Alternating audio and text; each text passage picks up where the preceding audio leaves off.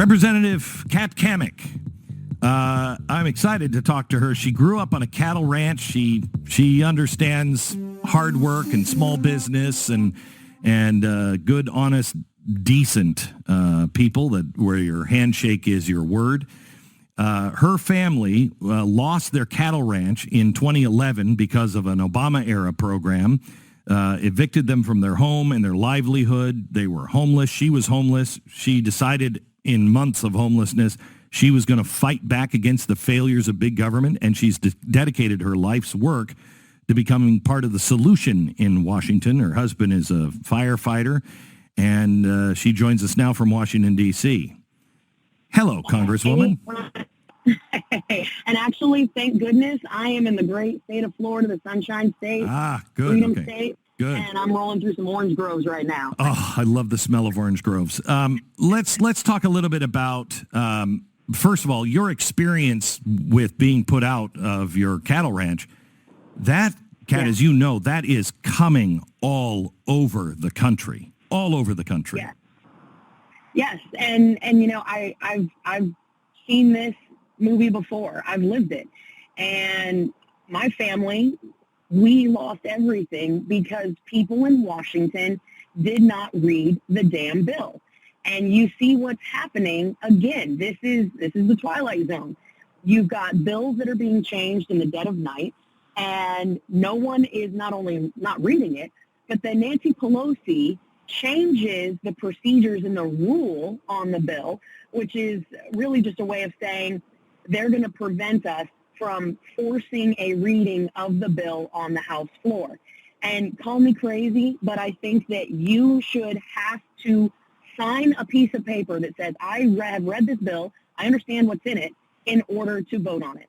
Because when you are spending that kind of money and you're making decisions for millions of Americans, are you or are you not a member of the House of Representatives? Do you represent the people, and can you speak on their behalf? Certainly not if you cannot read the bill. So you have read the bill, at least one version of it, and there's some really bad things in here, like for illegals, for instance.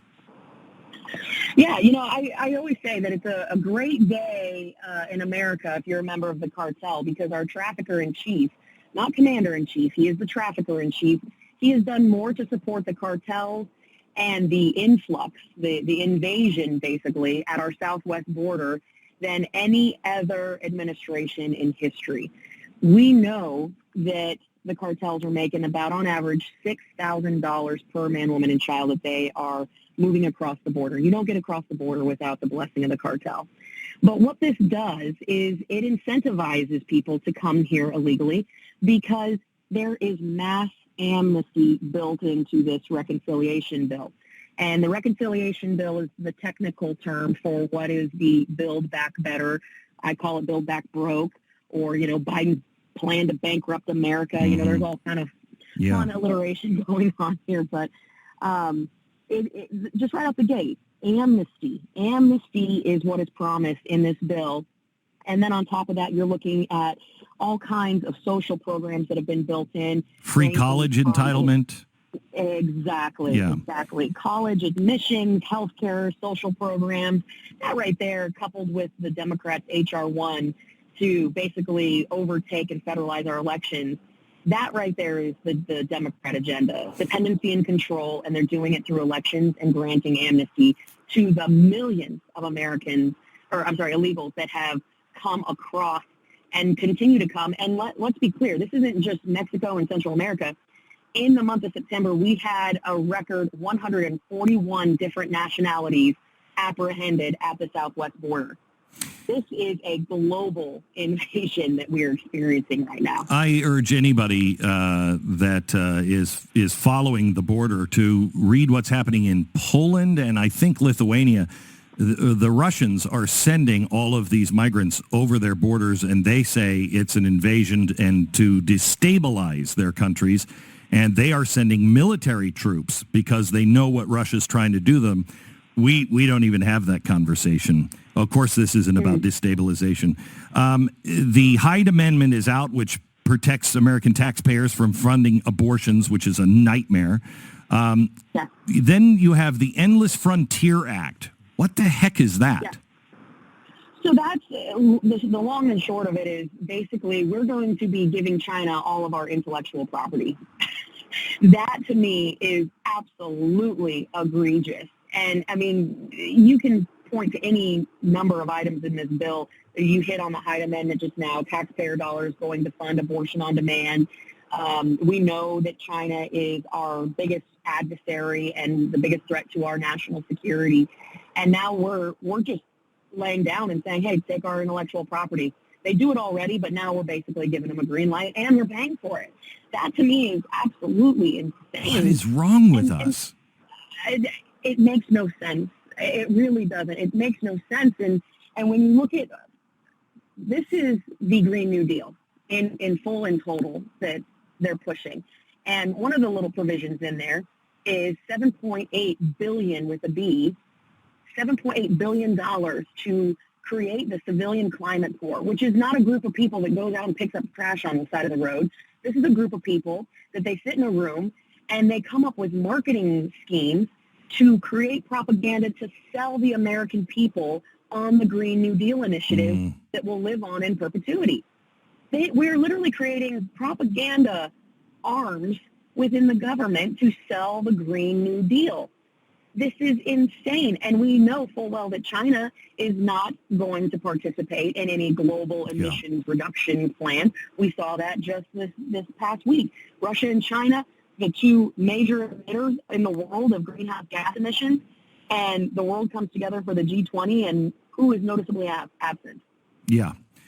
All China and India. The last thing we have time to talk about is the family businesses and farms. And as somebody who has a farm, has a ranch, and I bought it so my children and my grandchildren can always have some place to go and raise their own food if they wanted. But I know they would never be able to afford the taxes on this should I die under this new plan that is in this particular bill. Yeah, and we've seen the assault on the family farm for big decades. Time. And this is the final nail in the coffin as far as I'm concerned. It crushes the family farm. And not only are you seeing the 25% capital gains rate and, making the changes to the death tax by cutting the death tax exemption in half. Right? So which we're all familiar with the saying, land rich, cash poor. Anyone who tries to pass along the family farm, they don't have the cash on hand in order to pay the taxes that inevitably come. And so what ends up happening is they end up selling out. And in Florida, this is a great example. I'm literally driving through some groves right now, and I'm looking on one side of the street. You have beautiful groves and folks that are working hard, and these are multi-generation operations. And on the other side, you have housing development. That's the final crop. That's a foundation slab. That's land that will never go back to agriculture. And that, to me, is very scary because when we no longer have the ability to produce our own food supply, which, of course, we know food security is national security, and we start looking overseas to import our food, well, look at how good that's going for us in oil right now. Kat, do you think this is this going to pass? Nancy Pelosi only brings something to the floor if she knows she's got the vote. And to date, for the last 8 weeks, Americans have been blowing up the phones in Washington. They have absolutely shut down the Capitol switchboard. They've denied her those votes. With the passage of the infrastructure bill last week, that basically greased the skids.